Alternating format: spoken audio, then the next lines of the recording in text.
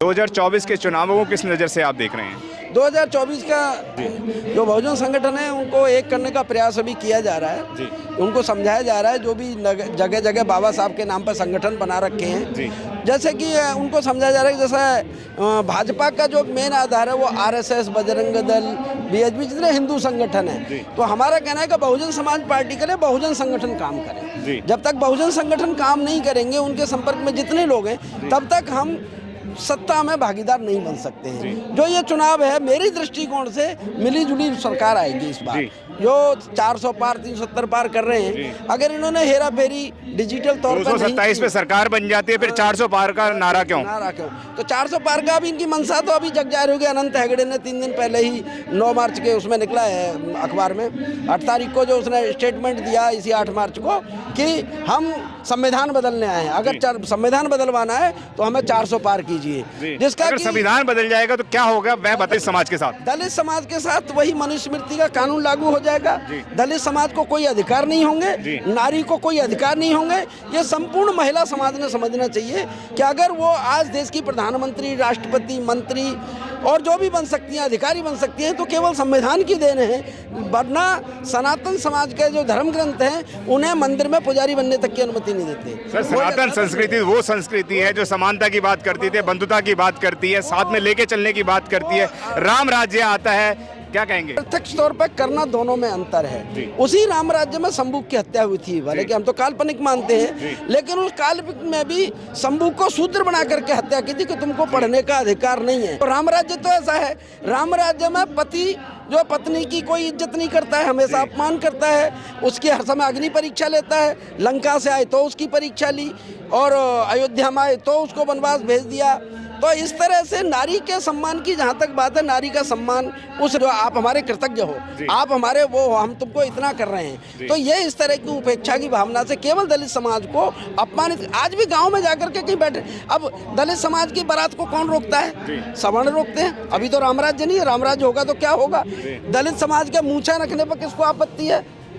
दलित समाज का लड़का टॉप कर जाए उस पर किसको आपत्ति है? सर, घर घर भगवा फहराएगा, राम राज्य कहलाएगा, क्या बात कर रहे हैं? राम राज्य भगवा जो फैलाया जा रहा है, भगवा का अर्थ जो है इन्होंने अलग कर दिया। भगवा इन्होंने कब्जा किया हुआ है। भगवा तो हमारे भंते लोगों का वो था, चीवर, उसका जो है भगवान बुद्ध का था। तो इन्होंने केवल उस पर कब्जा किया है। भगवा लहरा है, भगवा के उसमें प्रत्यक्षता कुछ भी नहीं है। जब हमारी बहन जी इतना बड़ा पार्क बनाती है, पत्थर लगवाती हैं, तो उनकी आलोचना होती है, और राम मंदिर में हजारों करोड़ के पत्थर लगे, उनकी कोई आलोचना नहीं हुई। तो ये जो है इनका नजरिया अलग है।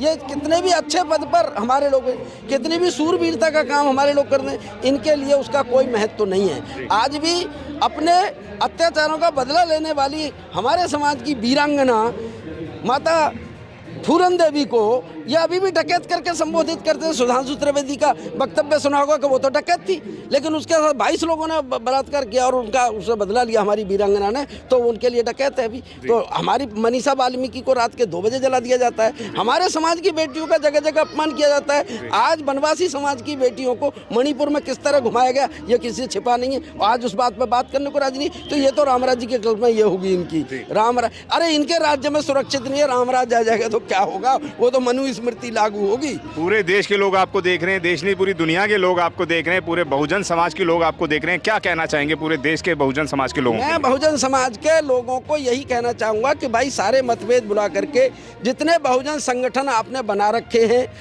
गली गली में बाबा साहब के नाम पर रजिस्टर बना रखे हैं, गैर राजनीतिक संगठन जितने बना रखे हैं, आप बहुजन समाज पार्टी के लिए उसी तरह काम करिए जैसे कि बीजेपी के लिए आरएसएस, बजरंग दल, विश्व हिंदू परिषद, उसके अनुषंगिक संगठन, उसके हिंदू संगठन, उसके सारे मंदिर काम करते हैं। इसी प्रकार से हमारे जितने बहुजन संगठन खुले हुए हैं, लोगों ने अपने अपने बना रखे हैं, वो सारे बहुजन संगठन, सारे बुद्ध विहार, सारी संस्थाएं हमारी बीएसपी के लिए काम करें अगर आपने सत्ता में भागीदारी करनी है तो। यह मेरा पूरे बहुजन समाज के सारे लोगों को, नौजवानों को यही मेरा संदेश है कि इस समाज में इस समय अगर आप संगठित नहीं हुए तो आप पर बहुत बड़ी मुसीबत आने वाली है। किस तरह की मुसीबत की बात कर रहे हैं? मुसीबत यह है कि सामाजिक भेदभाव जो बाबा साहब ने समाप्त किया था 1950 से पहले की स्थिति फिर आपके सामने प्रकट हो जाएगी। अगर आपने इस समय जागृत होकर के वोट बीएसपी को नहीं दिया और बहुजन समाज को अगर वोट नहीं दिया तो आपके ये मुसीबतें आपको भुगतनी पड़ेंगी। सर सारे विद्वान हो गए हैं, पढ़े लिखे हो गए हैं, कांग्रेस में भी बराबर का हिस्सेदारी दे रहे हैं, बीजेपी में भी बराबर की हिस्सेदारी दे रहे हैं, समाजवादी पार्टी में भी बराबर की हिस्सेदारी दे रहे हैं। आप कह रहे हैं कि बीएसपी में चले जाओ, बीएसपी में क्या मिलेगा उनको? देखो ऐसा नहीं कि दूसरे लोगों का समाज में भागीदारी देने का उसी तरह है कि हाथी के दांत खाने के और होते हैं, दिखाने के और होते हैं। वो वास्तव में केवल मंच पर बैठा सकते हैं आपको, लेकिन आपको वो अधिकार और वो जो है मानसिक प्रताड़ना अंदर रहेगी उनके द्वारा जो है। तो हमारा जो वहाँ पर नेता है, हमारे जो समाज का वर्कर है, वो मानसिक प्रताड़ना झेलता है अन्य पार्टियों में, और स्वाभिमान के साथ अगर कहीं रहता है तो भाजपा बहुजन समाज पार्टी के अंदर ही रहता है। क्योंकि पहले तो हमारा कोई राजनीतिक दल था नहीं। 1950 से पहले, 1950 के बाद जो हमें वो संविधान लागू हुआ और मान्यवर काशीराम साहब के टाइम तक हमारा कोई राजनीतिक दल नहीं था।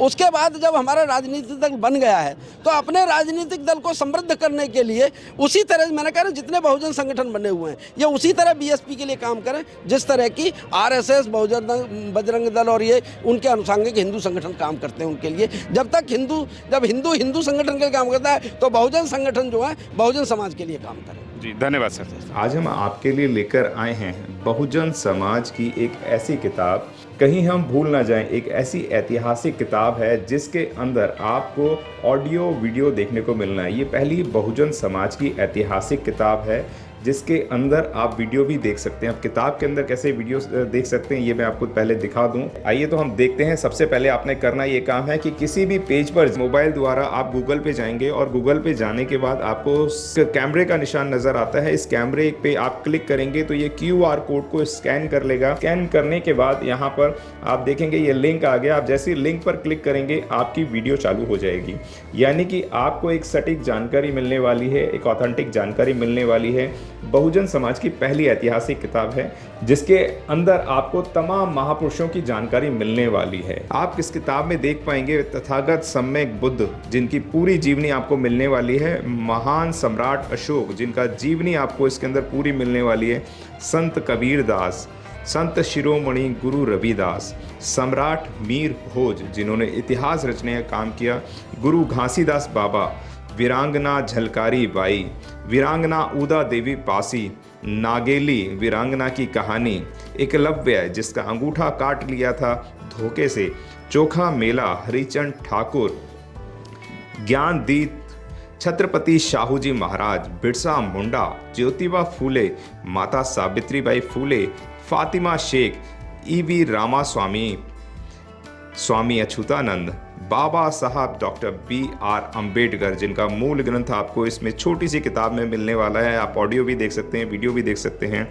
माता रमाबाई, मोतिया रावण कंगाली, सरदार उधम सिंह, ललई सिंह यादव, दशरथ मांझी, शिव दयाल सिंह चौरसिया, कपूरी ठाकुर, भंवरी देवी, मान्यवर काशीराम साहब जिन्होंने इतिहास को दोबारा दोहराने का काम किया था, वीरांगना फूलन देवी, बहन कुमारी मायावती, संकल्प भूमि और पूना पैक्ट। बहुजन समाज का एक मूल ग्रंथ यह आपके पास आ गया है और आप इसको बिल्कुल भी देरी ना करें। तो साथियों, अगर आप ये किताब मंगाना चाहते हैं तो डिस्क्रिप्शन बॉक्स में जो आप नंबर देख रहे हैं इस नंबर पर आप हमें अपना ऑर्डर बुक करा सकते हैं। कितनी किताब आपको चाहिए? अगर आपने अभी तक हमारा चैनल सब्सक्राइब नहीं किया है तो सब्सक्राइब करें और घंटी का बटन बिल्कुल भी दबाना ना भूलें ताकि सभी लेटेस्ट खबरें पहुंच सकें आप पे सबसे पहले।